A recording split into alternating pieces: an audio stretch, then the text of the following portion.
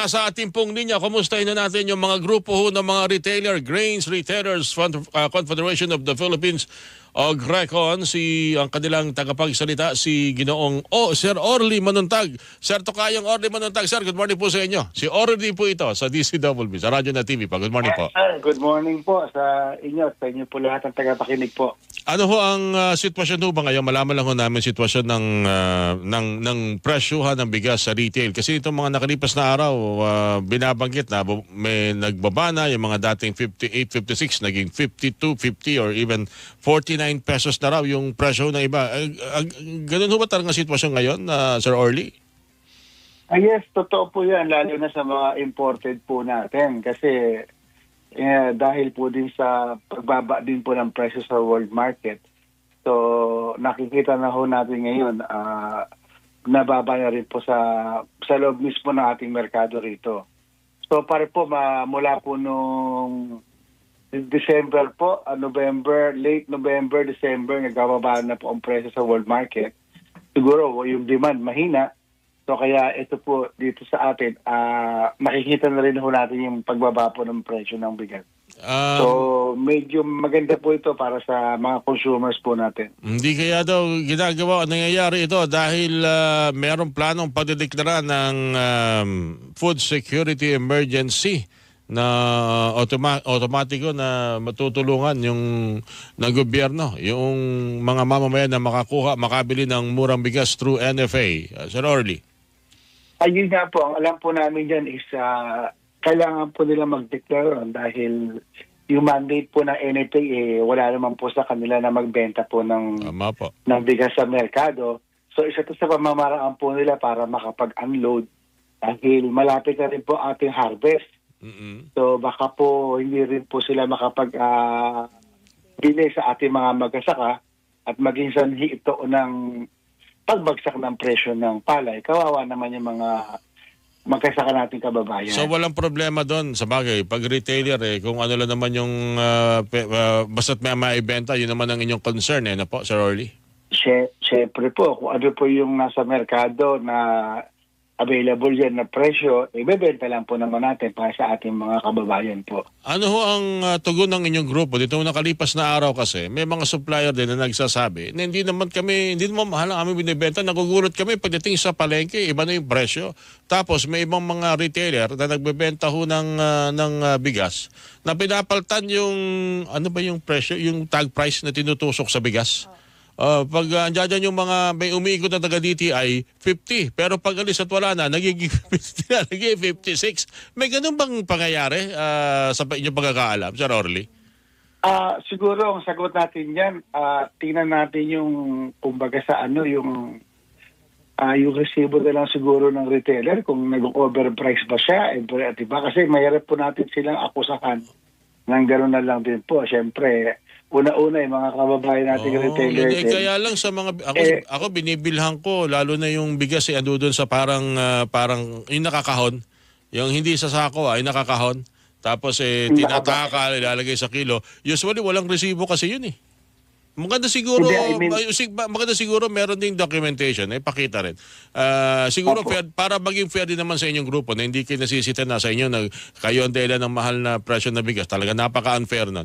Pag may nakita siguro i-document at ang malaman, magkaintindihan, magkaalaman kung sino talaga ugat ng mahal na presyo na bigas. Ano, Sir Orly? Yun, tama po yun. Kasi mga isolated case po yan kung may mga ganyan po tayo nakikita. So dapat malaman din po natin pagka po ganun. Isa rin po sa akin gustong i-verify, nakatutok ko tayo din sa mga well-milled na bigas, yung ordinary bigas na nabibili. Yung mga premium rice, may sinasabi kasi mahal pa rin. Parang mura na raw yan. Sabi niyo nga kanina, presyo sa world market na bigas mura na. Yung mga matataas na klase, mga premium rice, dapat din daw ay mura na rin niyang ibinebenta. Mura ba yan nakukuha ng mga retailer? Lalo na yung mga magagandang klase? Mga Jasmine, may mga Jasponica, mga gano'n, Sir Rory?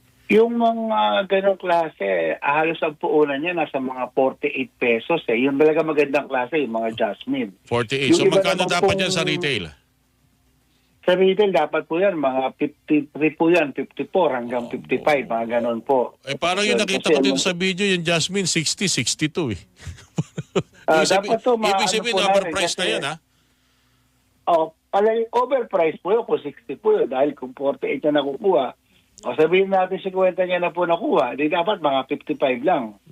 Kung 10%. Kasi ang nakikita, ang alam na po namin ayon sa batas sa DTI, not more than 10% ang iyong margin sa isang kilo ng bigas. Kung 50 mo siya kinuha, dapat 55. Kung 40 ka na mauna, dapat mga 44. Parang ganun po yung nakaalam po namin. So dapat siguro mga ganun, mailabas din ng DTI na magkano ba yung tama po bang margin o markup ng mga retailers natin sa kanilang paninda o sa tag price po dapat. Mukhang sa tingin ko, Sir Orly, kayo okay rin din sa inyo ang food security emergency para matutukan din. May mga retailer okay din, may mga retailer din naman siguro yata talagang para malaman, hindi lang retailer kundi supplier ho talagang pinagmumulan nitong overpriced na bigas. Opo, tama po yun. Tsaka isa po yan, nakikita ko dyan, para din sa mga lokal po natin na mag-asaka. Dahil pag hindi po na-ibenta ng NFA ang bigas nila, mag-i-aging po yan, possible po yan. Baka lalo pong mabarat kung ibibidding po nila, baka lalo malaki ang kalugi ng ating NFA. At hindi nila mabibili yung mga palay ng mga mag-asaka natin. Malapit na po harvest. February na po, March. May nag-aanihan po ng harvest. May nag-aanihan ng araw ngayon pa lang. Siguro ito yung mga... Opo, may mga pa isa-isa sa isang lugar po sa bayan. Pero ang bugso po niyan, o yung dagsa po ng ani is March po talaga. So kung hindi po ma-unload ng NFA yung kanilang bigas na ayon po sa kanila, nasa 300 metric tons o 6 million bags, baka po magkaroon tayo ng konting po doon sa pag-replenish. Isa pa po, kung ibebenta po nila sa kadiwa, might as well po na ibenta na rin nila sa mga retailers para mabilis po yung pagbibenta po nito sa market. Okay, so sa madaling salita, maging kayo, siya nga pala, ang grupo nyo, meron din ba kayong mga miyembro na nasa mga palengke, mga sari-sari store, yung Grain Retailers Confederation of the Philippines, Sir Orly? Meron din naman po, sir. Kasi din ako balimit bumili. Kung ganitong pag-uusap natin, masarap pala bumili, kaya lang talagang nagugulat din pa rin ako, lalo na kung mga premium rice, yung aking binibili na mga nabigas sa mga pamilihan. Lalo na binabanggit niya, dapat kahit na basta't magagandang klase na, pwedeng 58, sobra na pag 62 and 65, Opo. Kaya po, di ba, meron po MSRP na nilabas ng DA, so 58 pesos. So nakita siguro ng DA, ito na yung pinaka-maximum. Pag lumagpas na dyan, may overpricing na. Yun po yung isa nakita po ng DA. So kami naman po, nakita namin, kung 58 yan, na muunang kahalimbawa po ng 48, di sana mga 53, 55, yung bibenta po sana ng retailer sa merkado. Kaya po yun, hindi ka naaabot ng 58. Hindi naman, may tubo na po. Ang pagkakaalam po sa retailer, kung may tubo ng 2-3 piso sa 1 kilo, malaking bagay na Hindi po kaya, sir. Sa laki po ng binabayarang pwesto, tao, lahat, everything. Ang binibenta lang po ng retailer usually mga 10 to 20 sacks lang po a day. Okay. Sa laki ng gastos niya, hindi niya masusustain yung tindahan niya po So, magkano dapat? At least po, 5 piso, at least po 10%, mga 5 pesos po ang kanyang markup po sa retail. Para masustain niya po yung tindahan niya. Hindi naman po sila nagbebenta ng libo-libo o ano po.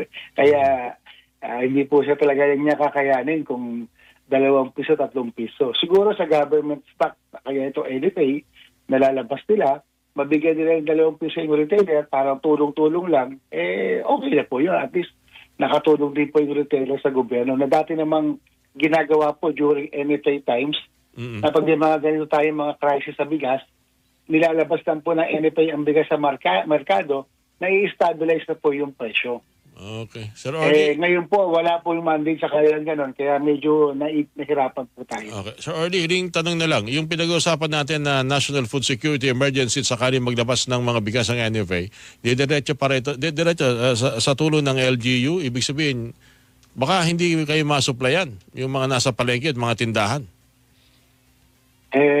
Nasa gobyerno po yun.